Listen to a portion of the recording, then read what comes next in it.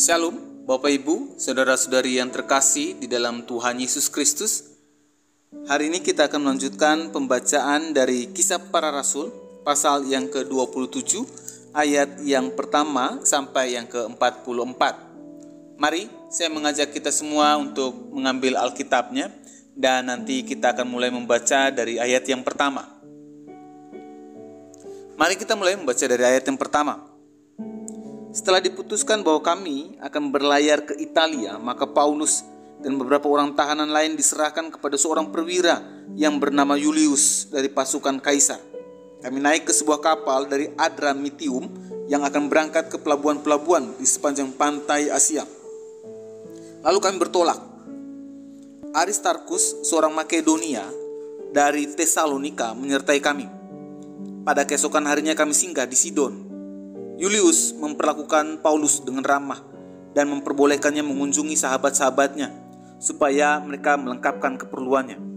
Oleh karena angin sakal, kami berlayar dari situ menyusur pantai Siprus, dan setelah mengarungi laut di depan Kilikia dan Pamfilia, sampailah kami di Mira di daerah Likia.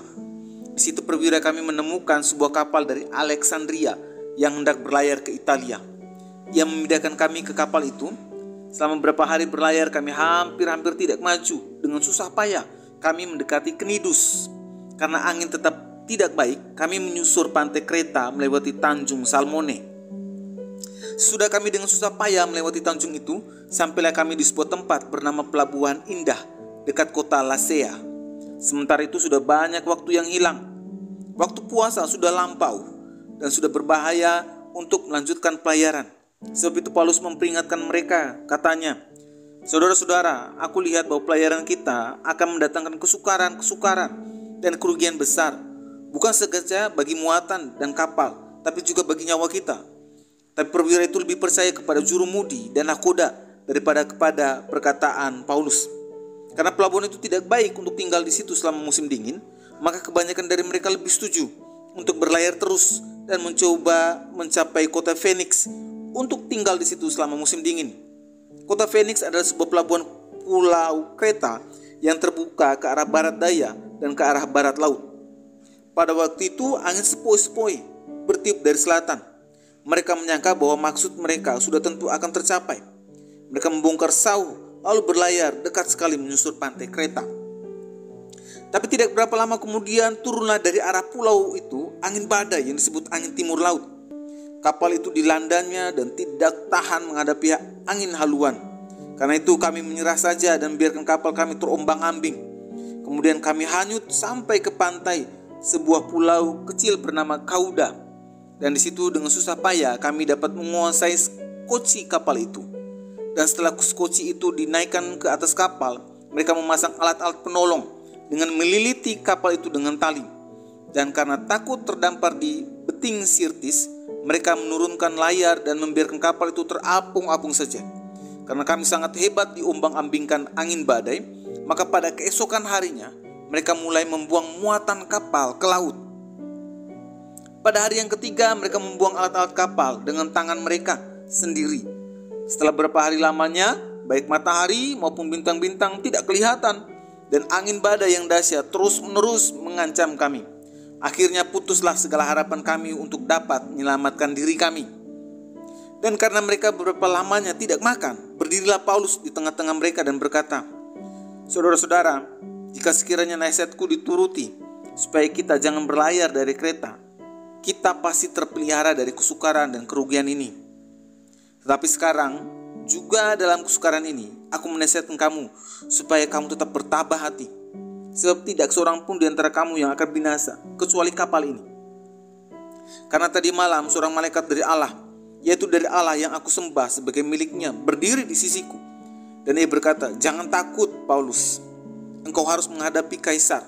Dan sesungguhnya oleh karunia Allah, maka semua orang yang ada bersama-sama dengan engkau di kapal ini akan selamat karena engkau. Sebab itu tabahkanlah hatimu, saudara-saudara, karena aku percaya kepada Allah, bahwa semuanya pasti terjadi sama seperti yang dinyatakan kepadaku. Namun kita harus mendamparkan kapal ini di salah satu pulau.' Malam yang ke-14 sudah tiba dan kami masih tetap terombang-ambing di Laut Adria. Tapi kira-kira tengah malam anak-anak kapal merasa bahwa mereka telah dekat daratan. Lalu mereka mengulurkan batu duga, dan ternyata air di situ 20 depa dalamnya. Setelah maju sedikit, mereka menduga lagi, dan ternyata 15 depa. Dan karena takut bahwa kami akan terkandas di salah satu batu karang, mereka membuang 4 sauh di buritan. Dan kami sangat berharap mudah-mudahan hari lekas siang. Akan tetapi anak-anak kapal berusaha untuk melarikan diri dari kapal. Mereka menurunkan skoci dan berbuat seolah-olah mereka hendak melabuhkan beberapa sauh di saluan. Karena itu Paulus berkata kepada perwira dan prajurit-prajuritnya, "Jika mereka tidak tinggal di kapal, kamu tidak mungkin selamat." Lalu prajurit-prajurit itu memotong tali skoci dan membiarkannya hanyut. Ketika hari menjelang siang, Paulus mengajak semua orang untuk makan. Katanya, "Sudah 14 hari lamanya kamu menanti-nanti saja, menahan lapar dan tidak makan apa-apa. Karena itu aku menasihati kamu, supaya kamu makan dahulu. Hal itu perlu untuk kesehatanmu. Tidak seorang pun di antara kamu akan kehilangan sehelai pun dari rambut kepalanya." Sudah berkata demikian, ia mengambil roti, mengucap syukur kepada Allah di hadapan semua mereka, memecah-mecahkannya, lalu mulai makan. Maka kuatlah hati semua orang itu, dan mereka pun makan juga. Jumlah kami semua yang di kapal itu 276 jiwa. Setelah makan kenyang, mereka membuang muatan gandum ke laut untuk meringankan kapal itu. Dan ketika hari mulai siang, mereka melihat suatu teluk yang rata pantainya. Walaupun mereka tidak mengenal daratannya itu, mereka memutuskan untuk sedapat mungkin mendapatkan kapal itu ke situ. Mereka melepaskan tali-tali sauh, lalu meninggalkan sauh-sauh itu di dasar laut. Sementara itu, mereka mengulurkan tali-tali kemudi, memasang layar topang supaya angin meniup kapal itu menuju pantai. Tapi mereka melanggar busung pasir dan terkandaslah kapal itu. Haluannya terpancang dan tidak dapat bergerak dari buritannya hancur dipukul oleh gelombang yang hebat. Pada waktu itu prajurit-prajurit bermaksud untuk membunuh tahanan-tahanan supaya jangan ada seorang pun yang melarikan diri dengan berenang. Tapi perwira itu ingin menyelamatkan Paulus. Karena itu ia menggagalkan maksud mereka dan memerintahkan supaya orang-orang yang pandai berenang lebih dahulu terjun ke laut dan naik ke darat. Dan supaya orang-orang lain menyusul dengan mempergunakan papan atau pecahan-pecahan kapal. Demikian mereka semua selamat naik ke darat. Bapak, Ibu, saudara-saudari yang terkasih di dalam Tuhan, renungan hari ini terambil dari Kisah Para Rasul pasal 27 ayat yang pertama sampai 44. Namun hari ini kita akan sedikit membahas secara ringkas saja tentang pasal 27, tentang Rasul Paulus yang tetap percaya, tetap bersaksi, dan tetap menjadi berkat di tengah situasi yang sulit, di tengah penderitaan pelayanannya.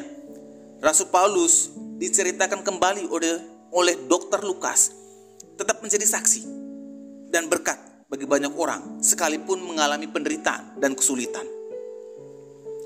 Bapak, Ibu, saudara-saudari yang terkasih di dalam Tuhan Yesus, dalam kitab Kisah Para Rasul pasal 27, Dr. Lukas menulis tentang perjalanan Rasul Paulus berlayar menuju Roma bersama dengan 276 orang lainnya. Rasul Paulus menuju Roma untuk naik banding atas perkaranya. Di awal perjalanan, Rasul Paulus sudah mengingatkan seorang perwira yang bernama Julius dari pasukan Kaisar untuk menunda sementara waktu perjalanan mereka ke Italia karena cuaca yang tidak baik untuk berlayar. Namun Julius lebih percaya kepada jurumudi dan nakoda. Dan akibatnya dalam perjalanan itu, kapal yang ditumpanginya menghadapi angin badai timur laut yang dahsyat. Setelah 3 hari dilanda badai terus-menerus, mereka mulai putus asa. Semua muatan dan peralatan kapal dibuang ke laut. Selama beberapa hari mereka tidak melihat matahari maupun bintang-bintang. Angin badai yang dahsyat masih terus mengancam mereka, sehingga mereka menjadi putus asa.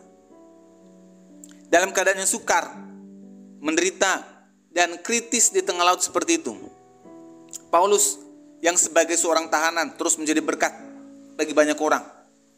Paulus berdiri menasihatkan dan berkata kepada mereka semua, "Tetapi sekarang juga dalam kesukaran ini, aku menasihatkan kamu supaya kamu tetap bertabah hati, sebab tidak seorang pun di antara kamu yang akan binasa kecuali kapal ini." Dan kemudian Paulus melanjutkan dan untuk menguatkan hati mereka dengan berkata, "Sebab itu tabahkanlah hatimu, saudara-saudara, karena aku percaya kepada Allah bahwa semuanya pasti terjadi sama seperti yang dinyatakan kepadaku. Namun kita harus mendamparkan kapal ini di salah satu pulau." Tidak berhenti sampai di situ saja. Sebagai seorang tahanan Paulus sekalipun dalam keadaan yang tidak baik-baik saja, Rasul Paulus terus menjadi berkat dan saksi bagi banyak orang. Lihat saja setelah 14 hari lamanya mereka berlayar dengan diombang-ambingkan oleh badai laut yang ganas. Rasul Paulus memberi nasihat kepada 276 jiwa untuk makan, untuk keperluan keselamatan mereka, dan menguatkan mereka bahwa tidak seorang pun di antara mereka akan kehilangan sehelai pun dari rambut kepalanya. Sehingga akhirnya mereka semua terdampar di Pulau Malta dengan keadaan yang selamat semuanya.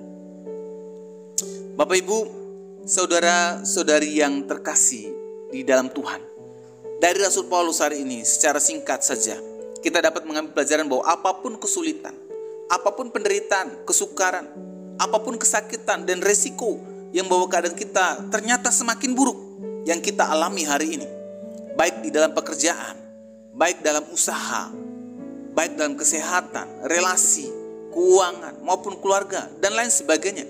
Karena kita mengambil keputusan dalam melayani Tuhan.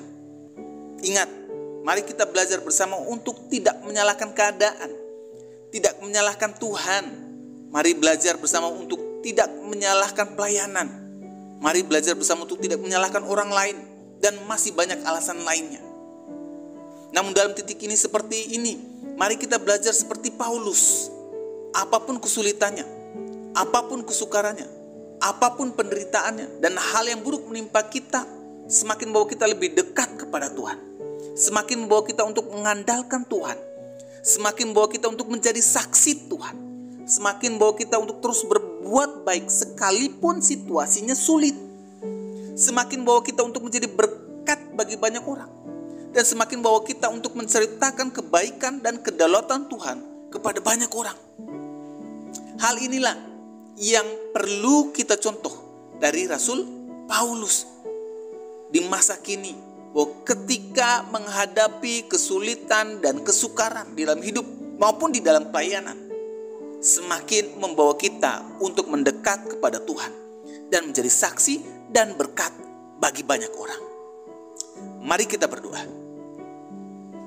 Ya Tuhan, kami bersyukur melalui kebenaran firman Tuhan hari ini. Kami belajar bersama dari Paulus bahwa ketika kami menghadapi kesulitan dan kesukaran di dalam hidup maupun di dalam pelayanan kami, semakin membawa kami untuk mendekat kepada Tuhan dan menjadi saksi dan berkat bagi banyak orang. Di dalam nama Tuhan Yesus kami sudah berdoa. Amin. Kiranya renungan hari ini terus menguatkan langkah iman kita dalam mengiringi Tuhan Yesus. Ingat, tetap teruslah berdoa, tetap teruslah percaya, dan tetap teruslah bersyukur. Tuhan Yesus memberkati.